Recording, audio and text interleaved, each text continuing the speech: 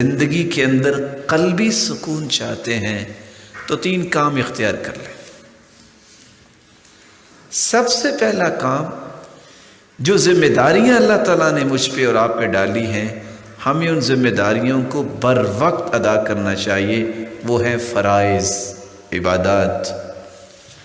یہ وہ ذمہ داریاں جو اخلاقی اور معاشرتی ذمہ داریاں ہیں، رشتہ داروں سے اچھا برتاؤ، مسلمانوں کے ساتھ خیر خواہی اور ہمدردی۔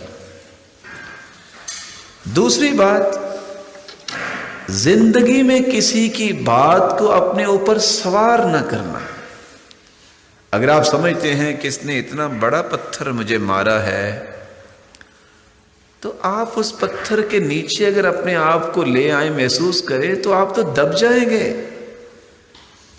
آپ سمجھے پتھر مجھے مارا ہے، تھوڑا سا میں ہٹ گیا، وہ پتھر گرا ہے، اس پہ قدم رکھ کے میں اور اونچا چڑھنا چاہوں گا۔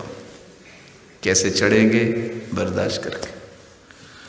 اور تیسرا، پوری کائنات آپ کی دشمن بن جائے، آپ کے بارے میں جو چاہے سوچے اور کریں، اپنے دل میں سوائے خیر خواہی اور نیکی کی اور کچھ پیدا نہ کرنا۔